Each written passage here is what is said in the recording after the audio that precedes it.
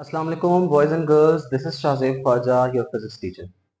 आज की क्लास में हम लोगों ने chapter number 11th 10th class का स्टार्ट किया हुआ है और टॉपिक का नाम होगा what are the applications of evaporation. Evaporation तो हम लोगों ने ऑलरेडी पढ़ लिया कि व्हाट इज इवेपोरेशन। इवेपोरेशन एक ऐसा प्रोसेस था जिसके अंदर लिक्विड गैस के अंदर चेंज होता है एट एनी गिवन टेम्परेचर। किसी भी टेम्परेचर के ऊपर अगर कोई भी लिक्विड है वो अगर गैस के अंदर चेंज हो रहा है, इस प्रोसेस का नाम इवेपोरेशन था। आज हम देखेंगे कि इवेपोरेशन की एप्लीकेशंस क्या हैं, प्रोवाइड क्या है। तो आइए स्टार्ट करते हैं लेक्चर को। एप्लीकेशंस ऑफ इवेपोरेशन में सबसे पहली एप्लीकेशन है उसकी रेफ्रिजरेशन यूजिंग इवेपोरेशन। ये जो आप लोगों के घर में रेफ्रिजरेटर्स इस्तेमाल होते हैं ना, चीजों को ठंडा रखने के लिए फ्रिजेस में इस्तेमाल हो जाते हैं, तो इसके अंदर सारा का सारा इवेपोरेशन ही इस्तेमाल हो रही है। इवेपोरेशन ही हमारे खाने को ठंडा रखती है। अब किस तरह ठंडा रखती है वो जरा देखिएगा। थोड़ी सी डिफिकल्ट है ये एप्लीकेशन, लेकिन अगर एक दफा ये समझ आ गई ना, आपको पूरा क्लियर हो जाएगा इवेपोरेशन का प्रोसेस, और ये फिर फर्दर और भी काफी जगहों पर इस्तेमाल होती है। तो हम लोग इसको जरा सिंप्लीफाइड करके देखेंगे। पहले जरा इसकी डायग्राम देख लेंगे, डायग्राम में होगा क्या। अच्छा, जो इवेपोरेटर जो रेफ्रिजरेटर्स है ना, हमारे पास जो डिवाइसेस हैं बेसिकली, मतलब आपके ये डब्बे जो हैं, ये बड़ा बड़ा जो फ्रिजेस घर में पड़े होते हैं, उसके अंदर एक मेन जो कंपोनेंट है, उस मेन कंपोनेंट का नाम क्या है, that is the evaporator coil. ये किस तरह की कॉइल होती है, मतलब गोल सी ट्यूब फॉर्म में ऐसा गोल गोल करके जा रही होती है, और इसके अंदर जो चीज होती मौजूद है ना, दैट इज लिक्विफाइड गैस। उसके अंदर लिक्विफाइड गैस मौजूद है, उस ट्यूब के अंदर लिक्विफाइड गैस मौजूद है। अब होता क्या है, जब हमारे पास वार्म एयर, गर्म हवा जो है वो ट्रेवल करते हुए आती है और वो पास करती है इवेपोरेटर कॉइल के ऊपर से। ठीक है, इवेपोरेटर कॉइल के अंदर क्या पड़ा था, लिक्विफाइड गैस पड़ी हुई।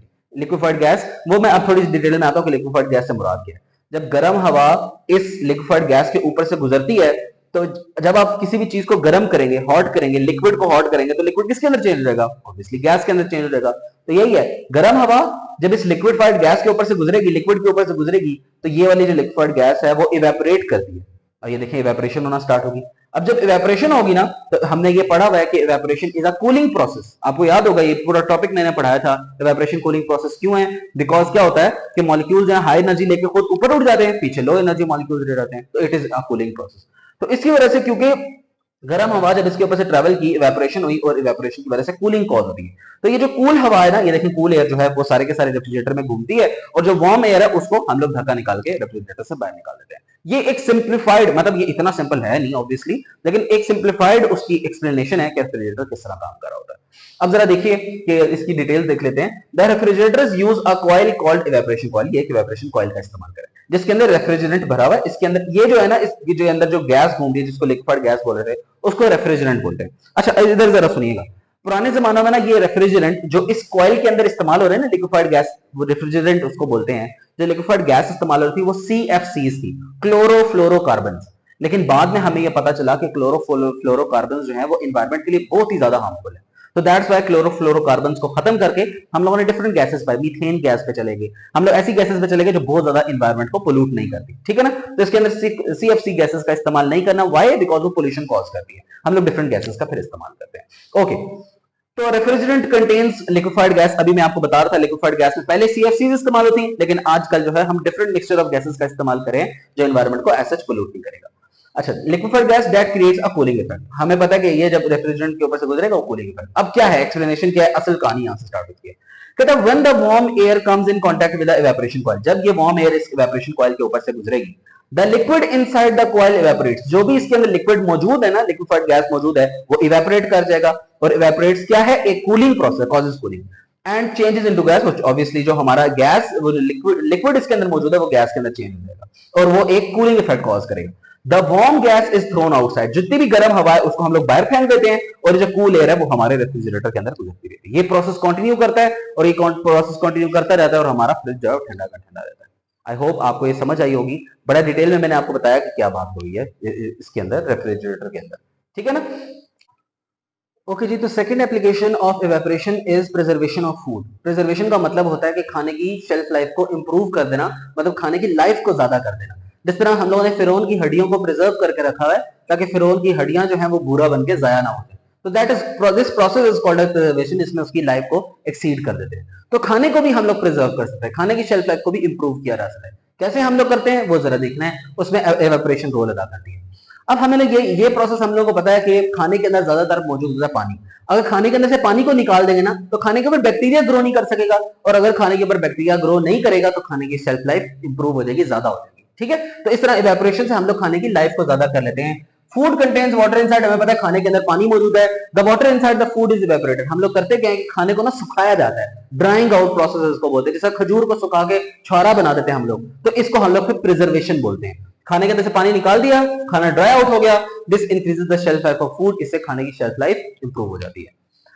नेक्स्ट है जी प्रोडक्शन ऑफ सॉल्ट, नमकियात बनाने में भी पानी जो है वो इवेपोरेशन जो है वो किरदार अदा करता है। किस तरह, हमें पता है जो समंदर का पानी है ना उसके अंदर बहुत सारे नमकियात मौजूद है। कभी आपने गलती से आपके मुंह में चला गया ना ओशन पानी, तो वो बहुत नमकीन होता है। तो अगर उस पानी को किसी जगह पर रखकर इवेपोरेट कर दिया जाए, अगर पानी इवेपोरेट कर जाएगा पीछे नमकियात रह जाएंगी। तो इस तरह हम लोग सॉल्ट्स को प्रिपेयर कर सकते हैं कि ओशन वाटर के अंदर बहुत ज्यादा सॉल्ट मौजूद है, द वाटर इज इवेपोरेटेड, पानी को निकाल दे रहा है, पीछे सॉल्ट रह जाती है। This can be used for various purposes, अब वो जो सॉल्ट हमारे पास होगी उसको डिफरेंट पर्पसेस के लिए फिर हम लोग इस्तेमाल भी कर सकते हैं। नेक्स्ट इज एयर कंडीशनिंग, ये वही है जो कि फर्स्ट एप्लीकेशन में देखा था। एयर कंडीशनिंग में क्या होता है कि गर्म हवा को एक इवेपोरेटर कॉइल के ऊपर से गुजारा जाता है। तो गर्म हवा को ये जब आप निकालते हो तो इवेपोरेटर कॉइल के अंदर लिक्विड मौजूद है, वो गैस के अंदर चेंज हो जाएगा और इवेपोरेशन होगी। और इवेपोरेशन इज खुद से एक कूलिंग प्रोसेस, तो इस तरह चीजें ठंडी रखने के लिए इस्तेमाल होता है। Warm air is passed over evaporation coil, गर्म हवा को गुजारा देता है इवेपोरेशन कॉइल के अंदर से। दिस लिक्विड है जिसके अंदर लिक्विड गैस मौजूद होती है। द गैस इवेपोरेट्स, गैस जब इवेपोरेट करेगी तो हमें पता है इवेपोरेशन एज सच एक खुद कूलिंग प्रोसेस है। इस तरह एसीज जो है रूम को ठंडा रखने के लिए इस्तेमाल होते हैं। ये बहुत ही ज्यादा मिलती जुलती है फर्स्ट एप्लीकेशन से, वहां से आप लोग देख सकते हैं। और लास्ट इज फीवर कंट्रोल। आप लोगों को याद होगा कि जब बचपन में बुखार होता था तो माएं जो है ना वो कपड़े को गीला करके हमारे सरों के ऊपर, इस माथे के ऊपर रख देती थी। उससे होता क्या था कि जितना भी जो बॉडी की हीट है ना वो इवेपोरेट करने, पानी को जो आपके सर के ऊपर कपड़ा पड़ा हुआ है उसको इवेपोरेट करने के लिए इस्तेमाल होती है। पानी बुखारात बन के उड़ जाता है, तो जब पानी उड़ जाएगा तो आपका जो ब्रेन है ना वो डैमेज होने से बच जाएगा। असल फैक्टर ही यही है। देखिए अगर बहुत ज्यादा बुखार हो ना तो दिमाग जो है वो डैमेज होने के बहुत सारे चांसेस होते हैं, आपको परमानेंट डैमेज हो सकता है, थिंकिंग एबिलिटी लॉस हो सकती है। तो उससे बचने के लिए हम लोग इवेपोरेशन का इस्तेमाल करते हैं। तो जब किसी को हाई फीवर होता है, weight loss is placed over the forehead, तो माथे के ऊपर एक गीला कपड़ा रख दिया जाता है। The warmth of the body is used to evaporate the wet clothes, वो गीले पानी को बुखारात में चेंज करने के लिए इस्तेमाल करते हैं। This prevents serious damage to the brain, इससे ब्रेन डैमेज होने से बच जाता है। तो ये थी 5 एप्लीकेशंस इवेपोरेशन की। आई होप आपको समझ आई होगी। सबसे पहले में हम लोगों ने देखा कि रेफ्रिजरेटर में किस तरह इस्तेमाल होती है इवेपोरेशन। नेक्स्ट में हम लोगों ने देखा फूड को प्रिजर्व करने के लिए, शेल्फ लाइफ को इंप्रूव करने के लिए कैसे इवेपोरेशन का इस्तेमाल करते हैं। सॉल्ट को बनाने में इवेपोरेशन किस तरह इस्तेमाल होती है, फीवर को कंट्रोल करने में कैसे इस्तेमाल होती है, और एयर कंडीशनिंग में इवेपोरेशन कैसे इस्तेमाल होती है। These were the applications. I hope lecture आपको समझ आया होगा। इस चैप्टर के नोट्स भी आपको कमेंट सेक्शन के अंदर अवेलेबल मिल जाएंगे। कोई क्वेश्चन हो तो आप लोग कमेंट सेक्शन के अंदर पूछ सकते हैं। बहुत शुक्रिया।